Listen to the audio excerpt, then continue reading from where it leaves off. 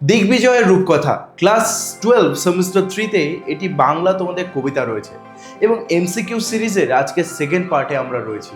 অর্থাৎ ফার্স্ট পার্টটা যদি তোমরা না দেখে থাকো অবশ্যই ডেসক্রিপশনে লিঙ্ক দেওয়া রইলো, দেখে নিও। আর এখানে আমরা কিন্তু এই সিরিজে 100% কমন পরীক্ষাতে আসবে এরকম এমসিকিউগুলো সলভ করে নিচ্ছি। চলো তবে আজকের এই ক্লাসটি শুরু করি, যেখানে প্রথম আছে রক্তে আমি রাজপুত্র। রাজপুত্রের জননীকে নিম্নোক্ত মানে নিচের কোন বিশেষণে বিশেষিত করা হয়েছে? রাজপুত্রের সেই মাকে কি বলা হয়েছে? দুঃখিনী হতে পারে, মায়াবী একদমই নয়, সুখী নয়, ধার্মিক নয়, বলা হয়েছে দুঃখিনী জননী। ঠিক আছে, দুঃখিত জননীর কথা বলা হয়েছে। তোমরা যদি এই কবিতাটি না পড়ে থাকো তবে আমি তোমাদের বলবো অ্যানিমেশনটি দেখে নিও। আমার এই চ্যানেলের মধ্যে তোমরা বাংলা এবং ইংলিশ সেমিস্টার 3 এর সমস্ত চ্যাপ্টার অ্যানিমেটেড কাহিনী পেয়ে যাবে, মানে পুরোপুরি কার্টুন। এবং সেগুলো তুমি যদি একবার দেখে নাও পুরো থার্ড সেমিস্টার এমনকি পুরো লাইফেও তোমার সেটা চোখের সামনে ভাসবে, আর কোনো এমসিকিউ কখনো ভুল যাবে না। তবে দেখে নিও, ডেসক্রিপশনে লিঙ্ক রইল। হলেনি বা দুঃখী জননী, মানে এখানে দুঃখী জননী হওয়ার কারণটি কি? জননী কি না খেয়ে আছেন, নাকি সংসারে সুখ শান্তি নেই, নাকি জননীর স্বামীর নিকট জননী উপেক্ষিতা বলতে তার স্বামী ছেড়ে গেছে? গ নাম্বারটা এখানে পারফেক্ট অ্যান্সার হবে, কারণ তিনি কিন্তু একজন সিঙ্গেল মাদার, বলতে গেলে একজন একা মা যে তার মেয়েকে বড় করে তুলেছে, তার জন্য তাকে এখানে দুঃখিনী বলা হয়েছে। ওকে, তবে জননী হচ্ছে নিজের স্বামীর কাছে তিনি সম্মান পাননি। গ নাম্বার হয়ে গেল পারফেক্ট অ্যান্সার। কবি কথক দিগ্বিজয়ে যাবেন, মানে কবি নিজে দিগ্বিজয়ে যাবেন, তার কোন দিকটি, চরিত্রের কোন দিকটি এখানে প্রকাশিত হয়েছে? তিনি কি রাজার আদেশ পালন করছেন? না, কোনো রাজার কথা বলা হয়নি। তিনি কি বীর ধর্ম পালন করছেন? হতে পারে। সম্পদের প্রতি তার কি কোনো লোভ আছে? একদমই নয়, কখনোই বলা হয়নি। সে কি বীরের আজ্ঞা, মানে কোনো বীর মানুষ তাকে আজ্ঞা করেছেন তার জন্য এই কাজটি করবেন? একদমই নয়। তিনি হচ্ছেন বীর ধর্ম পালন করবেন। বীর ধর্ম বলতে তিনি এখানে নিজের মার খেয়াল রাখার জন্য একজন সাহসী যুবরাজ হয়ে উঠবেন, যিনি যাবেন দিগ্বিজয় করতে। ঠিক আছে, দিগ্বিজয় বলতে সমস্ত দিক জয় করতে। আলোচ্য কবিতার ব্যবহৃত দিগ্বিজয় শব্দটির সন্ধি, এটা হয়ে যাবে দিক যোগ বিজয়। ক, দিক মানে চারিদিক, যোগ বিজয়, বিজয় মানে জয় করা। বাকিগুলো কিন্তু অ্যান্সার হবে না, সন্ধিটি ভালো মতো দেখে নাও। তোমাদের আমি বলবো এই ক্লাসগুলো করছো তোমরা তোমরা নিশ্চয়ই টপার কোয়ালিটি স্টুডেন্ট, এবং যদি তুমি এই ক্লাসগুলো নোটবুকে মানে খাতাতে যদি তুমি নোট ডাউন করে নাও তাহলে কিন্তু তোমাদের একেবারে নোট প্রিপেয়ার হয়ে গেল পরীক্ষার জন্য। এই ক্লাসটি করতে খুব জোর তোমার 10 থেকে 15 মিনিট লাগবে, কিন্তু তোমার এই 10 থেকে 15 মিনিটই কিন্তু 5 দিনের মধ্যেই তোমার এই চ্যাপ্টারটিকে শেষ করে দিতে পারবে। যেমন ধরে নাও আমার এই দিগ্বিজয়ের রূপকথাতে 5টা ভিডিও আপলোড হলো এমসিকিউ এর, সেই 5টা ভিডিও তোমাদের কমপ্লিট করতে একদিনে তুমি দুটো করে করলে, দুটো মানে হচ্ছে 30 মিনিটস। ঠিক আছে, তাহলে একদিনে কটি করে করলে? দুটো করে। 5টা কমপ্লিট করতে কতদিন লাগবে? 2 দিন লাগবে। 2 দিন কমপ্লিট হয়ে গেল তোমার দিগ্বিজয়ের রূপকথা এই কবিতাটি। স্যার এটাই তো পড়ারও বিষয় আছে, অ্যানিমেটেড ভিডিওটা দেখে নাও, যেখানে লাইন বাই লাইন তোমাকে ওয়ার্ড মিনিং বুঝিয়েছি। পুরোপুরি 3 দিনের মধ্যে এই পুরো কবিতা শেষ। তাহলে ধরে নাও 6 দিন, 6টা চ্যাপ্টার আছে, 3 দিন করে যদি তুমি করো, এই যে ধরলাম একটি চ্যাপ্টার লাগে কতদিন? 3 ডেজ। 6টি চ্যাপ্টার কতদিন লাগবে তাহলে? 18 দিন। বলতে গেলে অর্ধেক মাসের মধ্যেই তোমার পুরোপুরি সিলেবাস কমপ্লিট হয়ে যাবে বাংলা। এভাবে তোমরা কিন্তু কমপ্লিট করে নিতে পারবে সমস্ত সেই বাংলা এবং ইংলিশের চ্যাপ্টারগুলি, যেখানে আমরা এমসিকিউ সিরিজ বের করেছি। প্রতিটি চ্যাপ্টার থেকে 100% কমন এই ভিডিওগুলো নিয়ে আসি এমসিকিউ এর, এবং রেয়ান মার্টিনকে আমরা সলভ করছি। দেখে নিও এভাবে সবগুলো এবং ক্লাসগুলো করতে থেকো। কবিতায় উক্ত আমি বলতে এখানে কোন রানীর সন্তানকে বোঝানো হয়েছে? দুয়ো রানী। ঠিক আছে, দুয়ো রানী দিলেন সাজিয়ে, বলা হয়েছে যে আমাকে যখন আমি রণক্ষেত্রে বেরোবো, এখানে কবি নবনীতা দেবসেন বলেছেন যে আমি যখন রণক্ষেত্রে বেরোবো তখন আমাকে দুয়ো রানী সাজিয়ে দিলেন, মানে নিজের মাকে তিনি দুয়ো রানী বলেছেন। ওকে, নেক্সট, আমি যে দিগ্বিজয়ে যেতে হবে, এখানে দিগ্বিজয়ে যেতে হবে এই কথাটি ওয়েট, দিগ্বিজয়ে যেতে হবে, কাকে যেতে হবে দিগ্বিজয়ে? এখানে কবি নিজে দিগ্বিজয় করতে যেতে চেয়েছেন, তার মাকে বা দুয়োরানীকে বলেননি, বা তার বাবাকে বলেননি, বা সবকটি ঠিক হবে না। এখানে একমাত্র নিজে তিনি যাবেন দিগ্বিজয় করতে। দিগ্বিজয় বলতে সমস্ত দিককে জয় করার কথা বলা হয়েছে। দিগ্বিজয় শব্দের অর্থ কি? দিগ্বিজয় শব্দের অর্থ হলো চতুর্পাশ জয়, এই যে চতুর্দিক বা নানান দেশ জয় করা। প্রতিপক্ষকে জয় করা মানে যে কম্পিটিটর আছে তাকে নয়, এটা হবে চতুর্দিক জয় করা। নেক্সট হচ্ছে আমাদের কি আছে, দিগ্বিজয়ের জন্য কি ছিল? তার দিগ্বিজয় করার জন্য উড়ন্ত অশ্ব ছিল, সাদা অশ্ব ছিল, না জাদু অশ্ব? জাদু অশ্ব হয়ে যাবে পারফেক্ট অ্যান্সার। তোমরা যারা যারা আমার অ্যানিমেটেড ভিডিওটি দেখেছো, তোমাদের কাছে কিন্তু পুরো ইজি হয়ে গেছে এই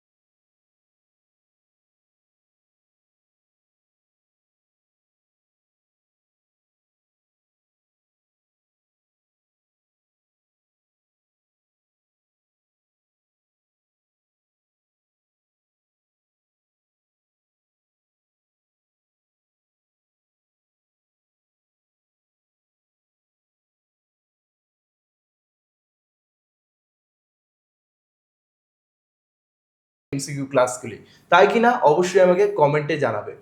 দিগ্বিজয় যেতে হবে, দিগ্বিজয়ের জন্য কে সাজিয়ে দিলেন? একটু আগেই করলাম, দুয়োরানী সাজিয়ে দিলেন, একই কোশ্চেন।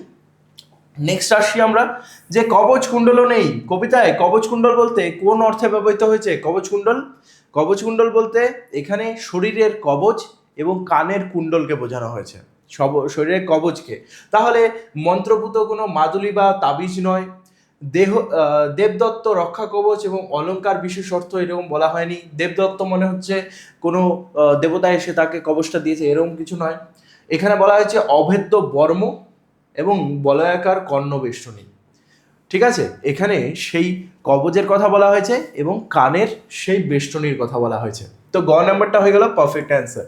এরপরে কবচ কুণ্ডলও নেই, কারণ কবচ কুণ্ডল কেন নেই?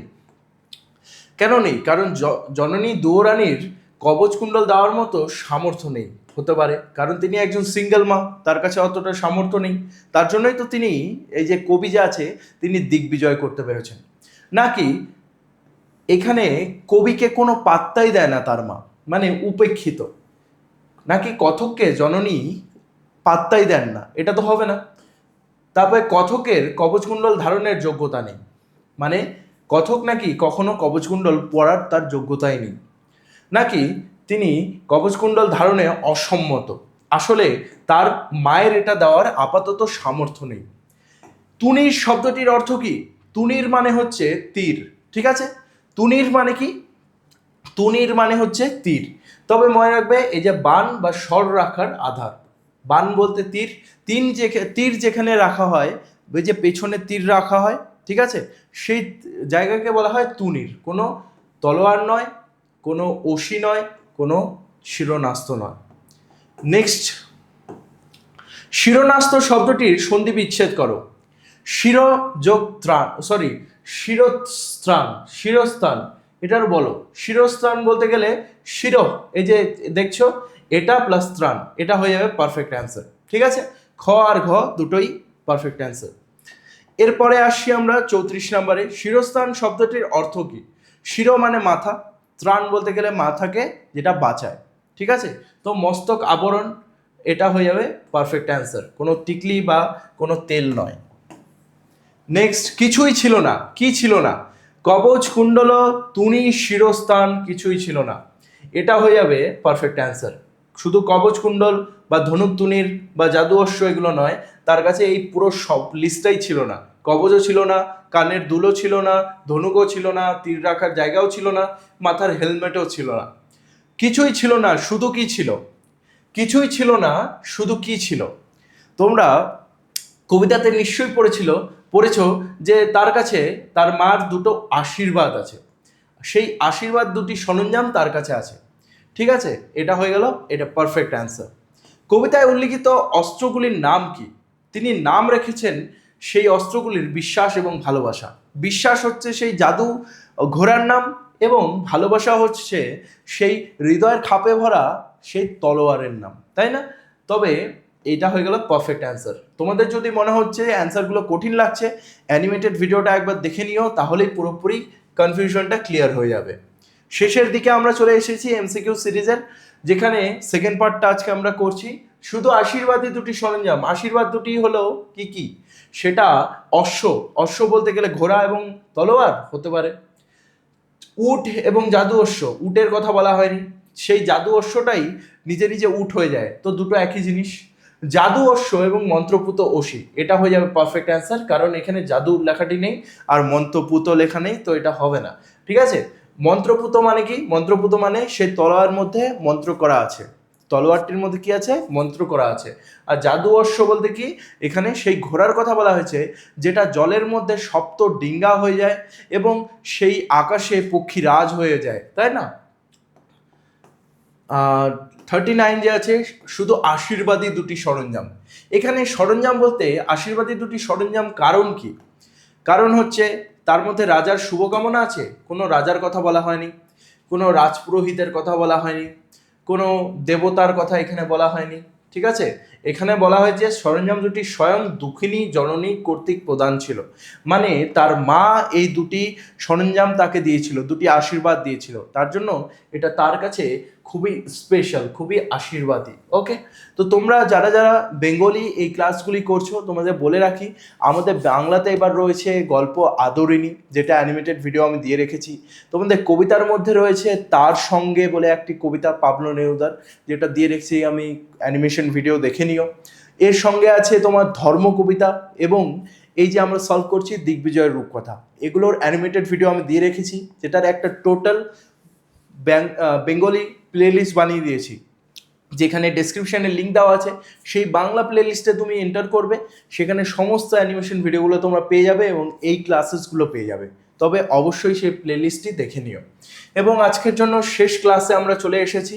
এই নোটগুলো যদি তোমরা প্রিমিয়াম নোটসগুলো পেতে চাও, তাহলে অবশ্যই জয়েন করো আমার আলফা ব্যাচটি, যেখানে শুধুমাত্র 149 টাকায় তুমি আমার কাছে বাংলা লাইভ পড়তে পারবে, এই অ্যানিমেটেড নোটগুলো পড়তে পারবে, ডাউনলোড করতে পারবে অনেক নোটস যেগুলো খুবই ইম্পর্টেন্ট, কমিক বুক পড়তে পারবে। এই যে কবিতাটি আছে সেটা পুরোপুরি কমিক বুক রূপে পড়তে পারবে, এখানকার ওয়ার্ড মিনিংগুলো সেখানে কমিক বুকে লেখা আছে। আর সঙ্গে কিন্তু তুমি পেয়ে যাচ্ছ মক টেস্ট। এই যে এই ক্লাসটি করালাম, এই ক্লাসটির পরে তুমি সঙ্গে সঙ্গে অ্যাপের মধ্যে গিয়ে মক টেস্টটি দিয়ে দিতে পারবে, যদি তুমি আলফা ব্যাচটি নিয়ে নাও। বাংলা এবং ইংলিশ দুটো মিলে যদি তুমি নিতে চাও, বেঙ্গলি প্লাস ইংলিশ যদি নিতে চাও, শুধুমাত্র 299 টাকা ব্যাচটির দাম রাখা হয়েছে। মাসিক নয়, এটা হচ্ছে একবার পেমেন্ট করতে হবে, পুরো থার্ড সেমিস্টার পড়ানো হবে। শুধু যদি বেঙ্গলি নিতে চাও তাহলে রাখা হয়েছে 149 টাকা। ঠিক আছে, শুধু বেঙ্গলি নিলে। আর বাংলা আর ইংলিশ, ইংলিশ তো আমরা পুরোপুরি বিখ্যাত, SBR টেক পুরো ওয়েস্ট বেঙ্গলে, তো 299 তুমি পেয়ে যাচ্ছ, যেখানে আমরা কিন্তু ইংলিশে একদম 90 to 95% কমন আনি, এমনকি ফোর্থ সেমিস্টার যেটা গেল সেখানে 100% কমন এসেছিল। তোমরা অবশ্যই আমাদের আগে ভিডিওগুলো দেখতে পারো। এই জাদু অশ্ব, জাদু অশ্ব বলার কারণ কি? জাদু অশ্ব বলতে সেই ঘোড়াটির কথা বলা হয়েছে যেটা নানান সময়ে নানান রূপ নেয়, তাই অশ্বটি নানান পরিস্থিতির মধ্যে ভিন্ন ভিন্ন রূপ ধারণ করতে পারতো বলে একে বলা হয়েছে জাদুই অশ্ব। জাদুই অশ্ব বলতে জাদুই ঘোড়ার কথা বলা হয়েছে। তবে আমি আশা করছি আজকের এই ক্লাসটি তোমাদেরকে আমি খুব সহজে এবং খুবই ইন্টারেস্টিংভাবে করাতে পারলাম এবং ডিটেলেও করাতে পারলাম। আমি শুধুমাত্র এমসিকিউগুলোর অ্যান্সার বলি না, সেগুলোর কিন্তু ডেটাটাও বলে দিই যে কেন এই অ্যান্সারটি হলো। তো আগামী ক্লাসগুলোও এভাবে গুরুত্বপূর্ণ ক্লাসেস নিয়ে আসবো। যখন তুমি এই ক্লাসেসগুলো ভালো মতো নোট করে করবে, তোমাকে পরীক্ষায় ভালো রেজাল্ট করতে আর কেউ আটকাতে পারবে না। তবে তোমাদের সঙ্গে নেক্সট একটি গুরুত্বপূর্ণ ক্লাসে দেখা হচ্ছে। See you soon guys.